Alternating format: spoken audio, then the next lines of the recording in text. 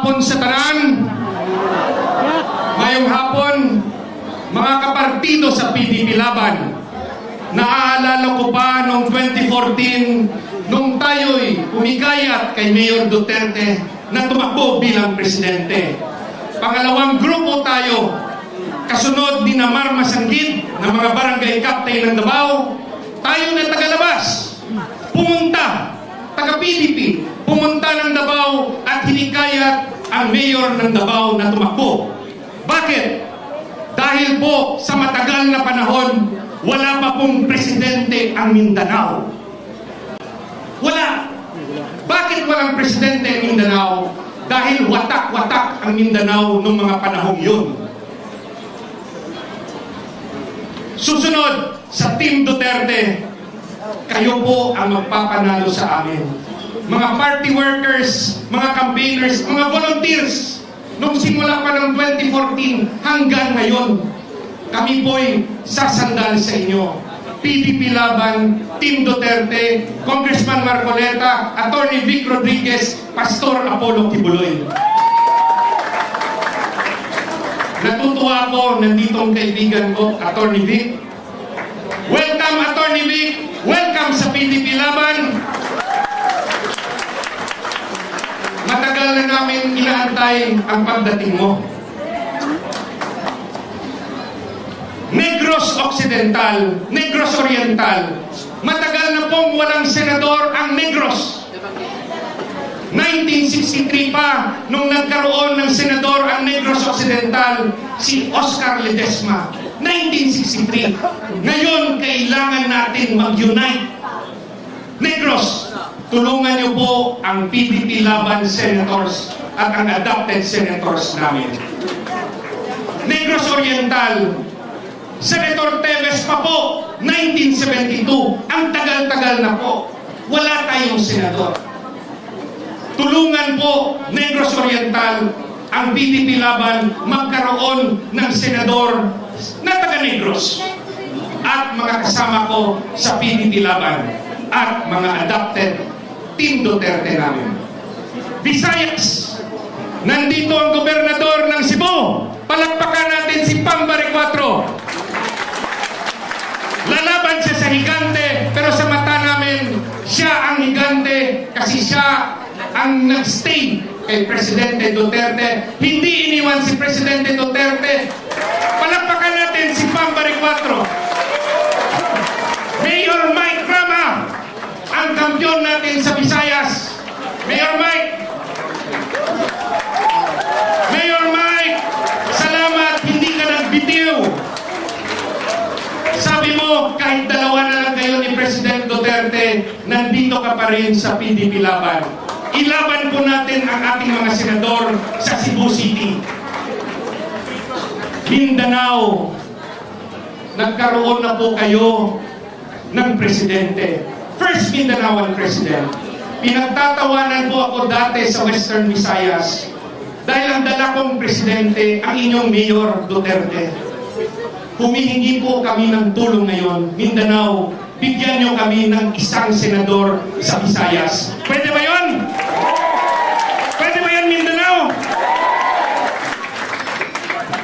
Luzon, mga kaibigan namin sa Luzon, kailangan po nating mag-unite. Tulungan nyo po ang Mindanao at Visayas.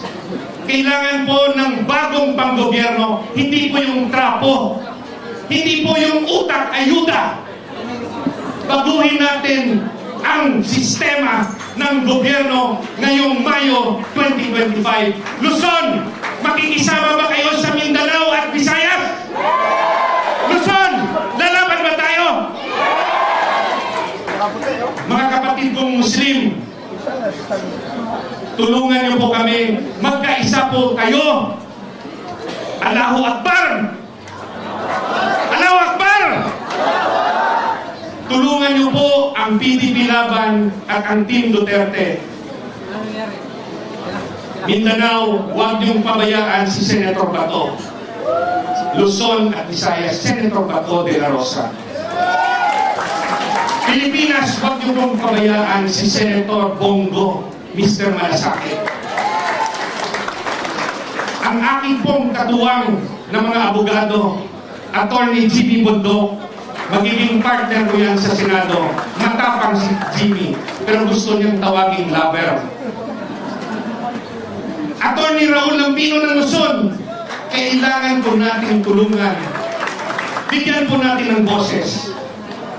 At ang aming Kuya Ipe Philip Salvador, huwag po nating pabayaan. Pag nagkaisa ang PDP Laban at Team Duterte, alam ko may kanya-kanya tayong paborito. Pero pag hindi tayo magkaisa, mai-impeach po si VP Sara. Gusto niyo ba na ma-impeach si VP Sara? Gusto niyo ba matanggal si VP Sara? Gusto niyo bang hihina ang PDP sa 2028? Gusto niyo bang labanan ang Grimeng Marcos sa 2028? Ipanalo niyo ang mga senador natin this 2025. Magkaisa tayo. May kanya-kanya tayong paborito. Pero anong magagawa ng mag-iisang Senator Bongo? Anong magagawa ng isang Senator Bongo kasama pa si Senator Bato? Idagdagan pa natin ng Senator Marcoleta. Anong magagawa nilang tatlo? Kailangan po nila ng Pastor Kibuloy. Yung pangako kay Pastor, kaibigan po ako ni Pastor. Anong magagawa namin kung wala si Atty. Vic Rodriguez? Maisog! Maisog! Maisog! Ang PDP ay maisog! Isama niyo po yung mga abogado namin, Atty. Jimmy Bundok, Atty. Raul Lambino, Philip Salvador. Pag sama-sama kaming lahat, hindi sila makakakuha ng 2/3 vote, walang impeachment mangyayari. Kahit 100 pa na impeachment complaint yung gagawin ng House of Representatives, walang impeachment na mangyayari. VP Sara, kakampin nyo kami. Walang mangyayari sa'yo. Ipapanalo ng PDP at ng Team Duterte ang lahat ng senador. Congressman Alvarez, Mindanao, kayo na po bahala. O, kahit sa labas ng Davao Region, tulungan niyo po kami. Ano ang programa ni Atty. Hinlo? Hindi lang po pwede batikos ng batikos o atake sa Grimeng Marcos ang dapat natin gawin. Dapat po ang ating mga senador may programa kasi hindi po ako binabili ng suka. Hindi po. Abogado ako. Yung sa kabila, abogado ba sila? Yung sa kabila, naging undersecretary ba sila ng DILG? Naging commissioner ba sila ng Presidential Anti-Graft Commission? Naging director ba sila ng Land Bank? Yung pinagdaanan ni Atty. Hinlo, politika, DILG, ekonomiya, Land Bank, anti-corruption, PACC.